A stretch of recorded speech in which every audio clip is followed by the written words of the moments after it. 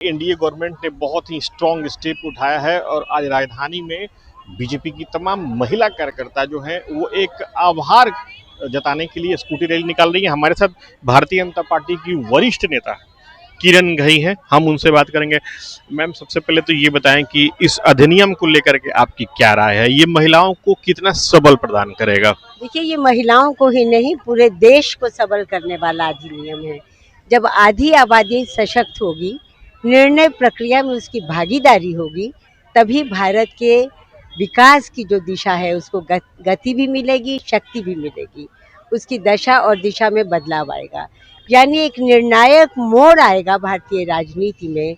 एक यक्ष प्रश्न है एक प्रकार से ये, जिसका उत्तर इस देश की संसद को देना चाहिए। वर्षों तक लंबित रखा है इसको लोगों ने, लेकिन अब जबकि 23 में यह अधिनियम पारित हो गया और तब हल्ला करता रहा विपक्ष कि क्यों देर कर रहे हैं, क्यों देर कर रहे हैं, इसको जल्दी लागू होना चाहिए। आज कह रहे हैं इतनी हड़बड़ी क्यों है। तो विपक्ष को केवल विरोध के लिए विरोध करना है, लेकिन ये अधिनियम निर्णय प्रक्रिया में महिलाओं की 33% भागीदारी सुनिश्चित करने वाला अधिनियम है और इससे महिलाओं की दक्षता, प्रतिभा, ऊर्जा और क्षमता का लाभ पूरे देश को मिलेगा। आपने जैसा कहा, मेरा भी सवाल अगला यही है टाइमिंग को लेकर के, और विडंबना ये है कि आरजेडी की तरफ से मीसा भारती और कांग्रेस की तरफ से रंजीत रंजन, जो पप्पू यादव की वाइफ है, इन दोनों का ही विरोध वाला स्वर सामने आया है। उनका कहना है कि जब 2023 में जब इसकी चर्चा की गई तो अभी क्यों लाया गया? मतलब आखिर विपक्ष चाहता क्या है? जब 23 में इस अधिनियम को पारित करना उनकी मजबूरी बन गई। देश का वातावरण ऐसा है, महिलाएं इतनी सजग हुई हैं। भाजपा गठबंधन वाली सरकारों में, भाजपा की सरकारों में पंचायतों में 50% आरक्षण मिला और देश ने देखा कि मतदान में महिला एक सजग मतदाता के रूप में वोट बैंक बन के सामने आ गई। अब वो देश के निर्माण में भूमिका अदा करने की तैयार हैं बिल्कुल पूरी तरह से, तो उनको इग्नोर नहीं कर सकते। तो उस समय तो ये विरोध कर नहीं सके और तब कहते रहे कि 29 में हो जाना चाहिए लागू। अब उसका आदर करते हुए जब 29 में लागू करने की कोशिश की जा रही है तो वो टाइमिंग को लेके सवाल उठा रहे हैं। दरअसल विपक्ष बेनकाब हो गया है। ये रंजीता जी हो या मीसा हो, इनके दलों ने तो विधेयक फाड़ा था, वो भूल गए कि उन्होंने क्या किया था, पर देश की महिलाएं नहीं भूली हैं।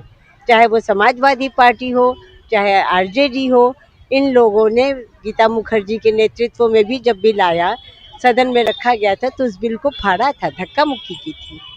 तो आज वो ये क्या कह सकते हैं? तो वो इसके पक्ष में है ही नहीं, वो नहीं चाहते हैं कि ये पारित हो, इसलिए वो इस तरह के सवाल उठाते हैं। वही पुराने मुहावरे, वही जुमले वो फिर से अपना रहे हैं कि मुस्लिम महिलाओं को आरक्षण क्यों नहीं।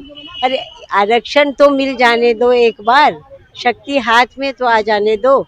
महिलाएं जब आएंगी तो वो करके दिखाएंगी कि वो क्या करती हैं, फिर जो संशोधन करना होगा होगा, जैसे समय की आवश्यकता होगी। लेकिन अभी परिसीमन पर बवाल क्यों? आबादी इतनी बढ़ गई है तो उसके आधार पर परिसीमन करना ज़रूरी है। तो ये परिसीमन करने के लिए ये लाया जा रहा है ताकि इसको लागू किया जा सके। अब समय आ गया है, अब विलंब नहीं करना चाहिए।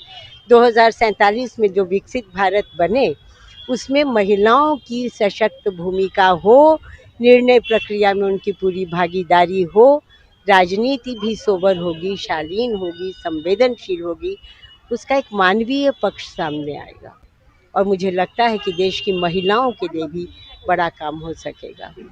ये थी हमारे साथ किरण घई, जो कि भारतीय जनता पार्टी की वरिष्ठ नेता हैं, और इन्होंने स्पष्ट रूप से कहा कि जिस तरीके से ये अधिनियम लाया गया है, इसका उद्देश्य यही है कि महिलाएं जो हैं वो सशक्त हों और 2047 तक जो सपना प्रधानमंत्री नरेंद्र मोदी ने विकसित भारत का देखा है उसमें महिलाओं की भागीदारी हो। श्वेत कुमार, TV9 डिजिटल, पटना।